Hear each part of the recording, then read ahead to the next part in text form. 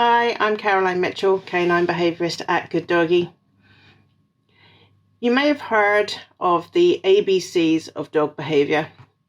Lots of trainers and behaviourists will talk about the ABC, and this is an important part of the assessment process when it comes to behaviour. It's really easy to focus on the behaviour that's in front of us. That's the behaviour that we want to change. That could be the barking behaviour or the lunging behaviour or the stealing behaviour or whatever, the jumping up behaviour. People will know, how do I stop my dog jumping up at the front door, or how do I get them to do this? And if we just focused on that and just focused on that changing behaviour, quickly the process will become quite superficial. So when I'm looking at behaviour, I'm looking at the ABCs. So in particular, the A's and the C's. So here's what that means and why that is important. Also, stick around to the end, because if this is of interest to you, then I have a task for you. So what are the ABCs of dog behaviour? Well, they have some technical names. The A stands for antecedent. So this is what happened before the behaviour. This is the trigger, the thing that kicked it off, the thing that made the dog want to do a behaviour. The behaviour itself, the B, this is the stuff that we often focus on too much. This is the behaviour that we want to change. So this is the middle part of the process. The C stands for consequence. So this is the end. This is the direct result of the behaviour. And we're going to go into more detail on these. So the before, also the antecedent, or sometimes we might think of that as the trigger. This is the bit that starts the whole behaviour process off. So this could be a cue word. Maybe you say your dog sit, and then he performs a behaviour, he does a sit. It could be a particular circumstance. So maybe you take your dog to the park and the park triggers a new behaviour. Maybe crossing the road triggers a new behaviour. It could be meeting something, it could be the sound of a doorbell. Maybe you've offered your dog some food, somebody's left, anything like that. It's exactly the thing that made the dog decide to change what they were doing. It's not always obvious, as in those cues or triggers. It could be something simple like pain. It could be an adrenaline rush. It could be hunger. It could be a feeling on the inside, an emotion. But your before is the thing that started the whole process off. That's the thing that took the dog from being neutral to now actually changing their behaviour. So the B, the behaviour, this is the bit we recognise the most easily. This is the bit that we see. This is very obvious what this is. So this is asking the dog to sit. The sit is the behaviour. We ask for a recall. That's the cue. The dog comes running. That's the behaviour. The doorbell rings. The dog runs and guards the door. A dog gets poked, snaps at somebody. The owner leaves the dog alone. The dog chews the house. So the chewing of the house, that snapping, guarding the house, guarding the door, all of those, that's the behaviour, that's the middle part. And that's usually the bit that people want to change. The C, or the consequence, the after, this is the bit that actually affects a dog's decision about whether they're going to do a behaviour again. So don't underestimate the after part. So if a dog has performed a behaviour and that behaviour met the goal, then the dog is going to be very much more likely, in fact I would say as much as 100% more likely to do that particular behaviour. So let's say that a dog has noticed a smell. That's the big four, that's the trigger. The middle part, the behaviour, pulls on the lead, drags you across the path, and then the result or the consequence, the after, is investigating that smell. So the after met the goal of investigating the smell, therefore this behaviour is pretty much 100% likely to happen again. If, for example, the same scenario had happened and the dog had noticed the smell, tried to pull on the lead and drag you across the path, but you stopped them from doing that and they didn't achieve their goal, now they are less likely to try that behaviour again because it didn't meet the goals of the behaviour. It may not have been pleasant or unpleasant either. So Therefore, next time they may not do that behaviour again. So the consequence that follows the behaviour is really, really important. That's the bit that says whether the dog's going to try it again. So maybe we ask for the recall, dog comes running. The after or the consequence to that could be maybe he gets a really lovely treat, in which case that was a very positive outcome for a behaviour. So he's more likely to do it again next time.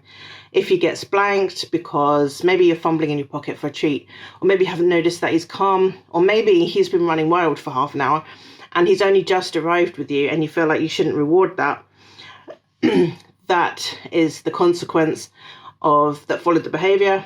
And now we can see whether he's more likely to do that behaviour or not. So when he finally did do his recall and he didn't get a good response, less likely to do the recall next time.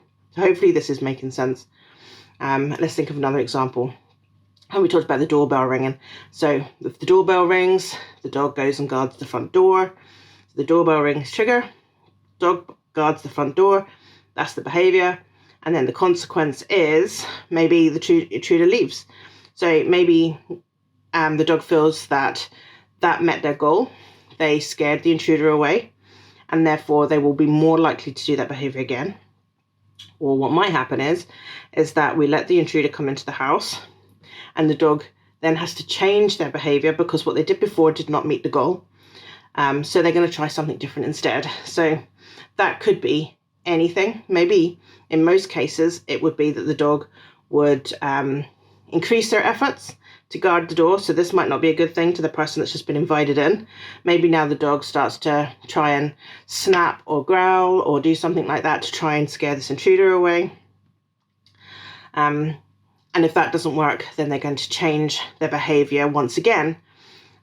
With the dog that gets left alone, this dog maybe is crying and chewing while you're gone. These are all anxiety relievers, they're pain relievers, those types of behaviours. So the goal would be to relieve pain, relieve anxiety, and those behaviours would achieve that. So when you leave the dog alone, that's the before.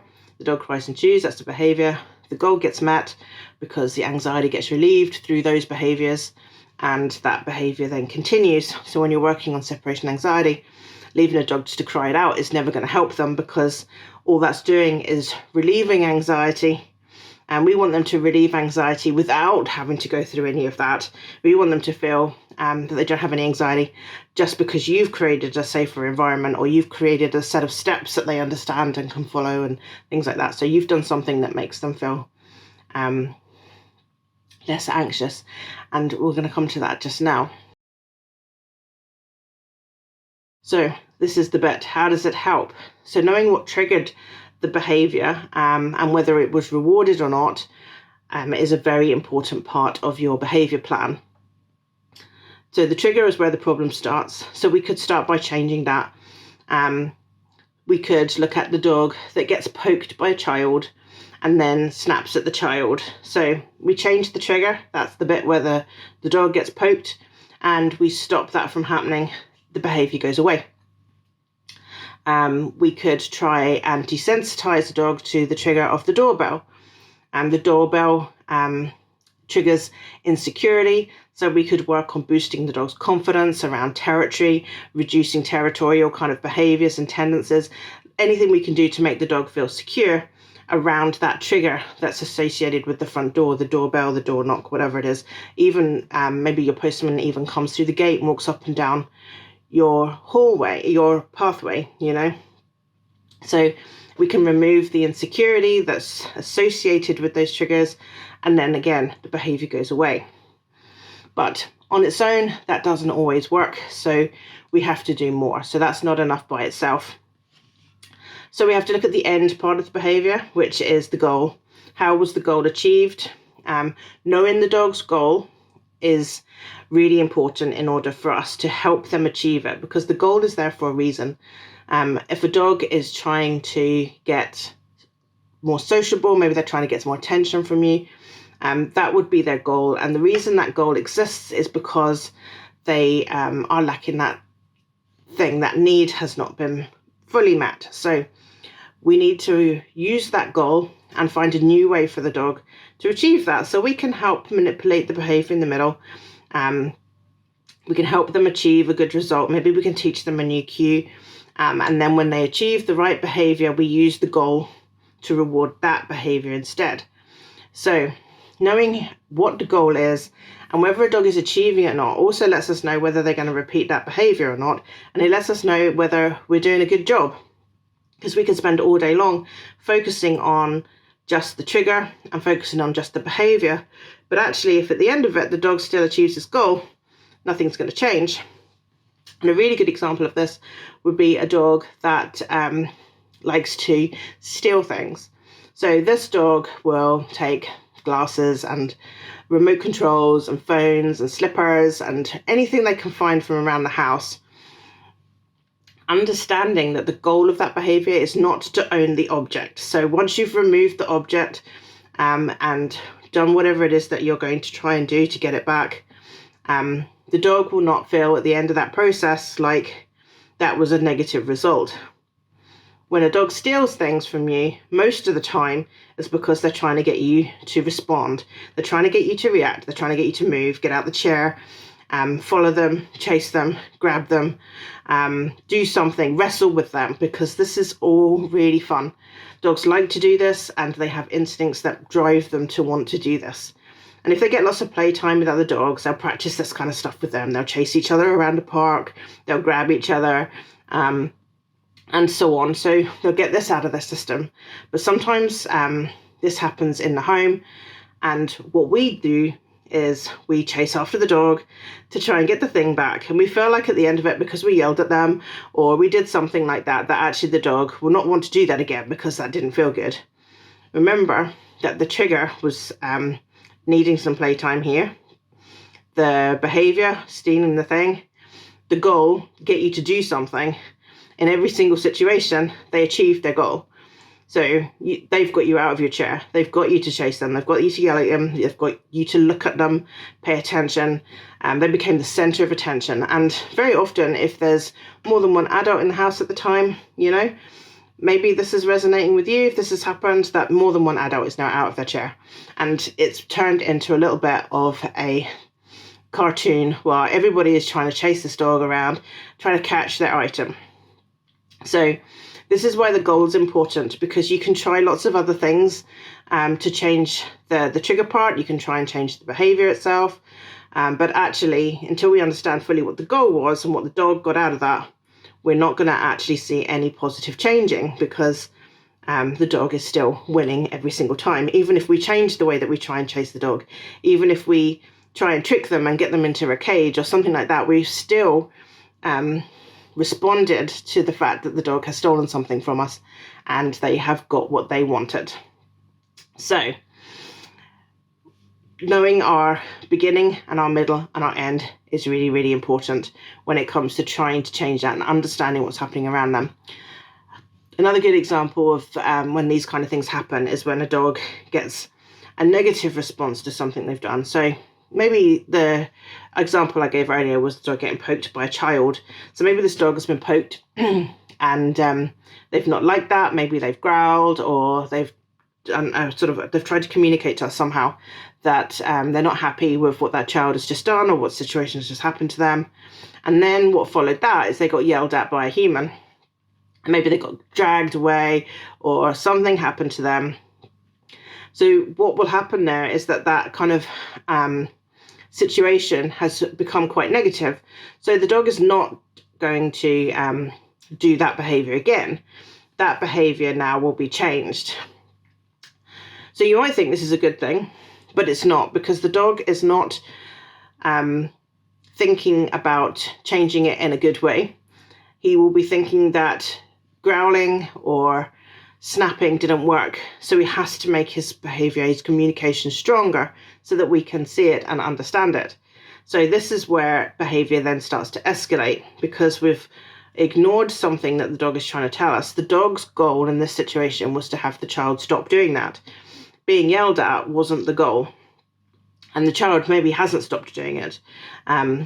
So in this situation, they haven't got any other choices other than to keep lifting up their game and keep making it less easy for us to ignore what they're saying. And then once this behavior escalation starts to happen and this communication starts to grow and become more forceful, then we start to really panic about a dog's behavior. And before you know it, things have got very out of control. And the dog is now getting labelled and has been accused of doing things without provocation or whatever. But actually the provocation happened ages ago, and this behaviour has been ignored. So therefore the dog has felt they've had no choice but to change it. So sometimes it doesn't always work in our favour when a dog chooses to change something because of the way that we've responded to it. So we don't always necessarily have to make a behaviour not work. In that situation, letting the dog know that we heard them and understood them and we would change something for them was the right thing to do, because they're trying to tell us they're not happy. If a dog is in pain, exactly the same thing. We don't try and retrain them to accept that pain. We take them to the vet, we solve that problem. And this is exactly the same. So we don't ever want to punish a dog for telling us that something is wrong, because they will choose a new behaviour because their goal wasn't met. So it might sound like, we have a starting point, we have a behaviour and we have a goal. And what we're trying to do here is change the goal so that if it's a behaviour that we don't want and we really don't want it, then we're trying to make a negative outcome. But actually that's not really true. So what we're trying to do is take the goal and help the dog meet the goal, same goal they had before, but with a new behaviour. So we'll go back to the dog that was noticing a good sniff when they were on their walk. So they're walking along, something becomes obvious to them, they can smell something on the other side of the path or whatever. We stop them from going and they're pulling on the lead. We stop that from working. So we have removed the goal from that. There's no positive outcome from them trying to pull. But if we wait long enough and let the lead go loose, and then we try to take a step towards the snuff, we wait again because they're probably just going to try and pull again because they've been reminded of what they were trying to do. We're going to wait again, let the lead go loose, and we are going to take our time, and eventually we're going to go to that smell. But rather than going with the dog on a really tight lead while they're dragging you and you can't hold them and everything else has gone wrong, if you take your time and let your dog get to the scent but on a loose lead, then the goal has still been met and that behaviour was rewarded. And it was rewarded in the strongest possible way, because when goals are met, those behaviours are nearly 100% likely to get repeated. Your dog has to try this out a few times, but they will try it if you help them to achieve what it is they did. And you have to reset them up every time. You have to take your patience with them to help them recreate the behaviours that got them the winning in the end. So knowing what the goal is, finding a way to help them change the behaviour in the middle, and using the goal to reward that new behaviour is going to be the most effective way to try and retrain any kind of behaviour. If a dog is jumping up at somebody that comes through the front door, giving that dog time to settle, allowing them to be calm, not rewarding that in the meantime, not allowing that goal to be met. So try not to meet their gaze, try to avoid it as much as you can, try to be really boring. And then once they've settled and they've achieved a new behaviour that we like, maybe you want them to sit and look at you, maybe they want to just stand still beside you, whatever that behaviour is, we know the goal was to get attention, use that goal to reward this new behaviour instead. So I said I had a little task or a challenge for you if you've made it this far. So what I'm asking you to do is something that I find really useful sometimes. So next time you're anticipating that your dog might perform a behaviour that you're trying to change, get your phone out and start video recording your dog. The time to start this video is when they are in a kind of a neutral behaviour. You want to start the video before the new behaviour has started. And you're going to make sure that you're videoing as much of your scene as you can, because you want to see what the dog is seeing.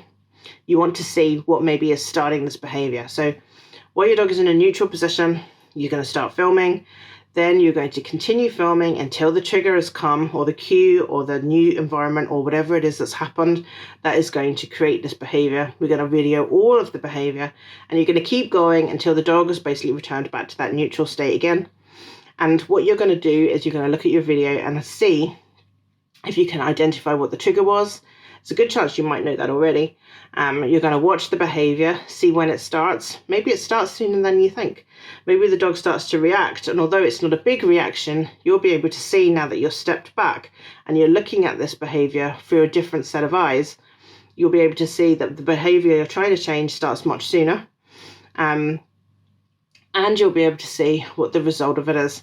When does the dog feel like they've got rewarded? Hopefully you should be able to see all of that. So I'm going to ask you or challenge you to go away and make your own video and just see what you can see on it. See what you learn. When you get to the end, ask yourself, what did the dog achieve with their behaviour? Do you think that was the goal for them? Do you think that that was a positive experience or negative experience? You may be able to get some clues from the dog's behaviour too. Maybe you'll be able to see if their tails are nice and long and flowing and swishy, and that might give you an idea actually they were quite enjoying something they were doing. This happens a lot when dogs steal things, they don't become immediately defensive and guarding. Sometimes they get very playful because that's really the point of it. So see what you can learn from watching a video. And when you've learnt something about your dog's behaviour, then maybe ask yourself what you might change next time. Which part of that process, the A, the B, or the C, and how would you change that to make sure that the dog starts to make better choices? Hopefully that's been useful. If you have any comments about your own video, if you decide to go and make a video of your dog, I'd love to read them. So pop them into the comments underneath. Anything that surprises you or interests you about what you're seeing, anything you weren't expecting. And I'd love to know what you think your dog got out of what they did. It'd be fantastic to have that conversation. Anyway, leave your comments for me and I'll keep an eye out for them. But for now, take care. Bye-bye.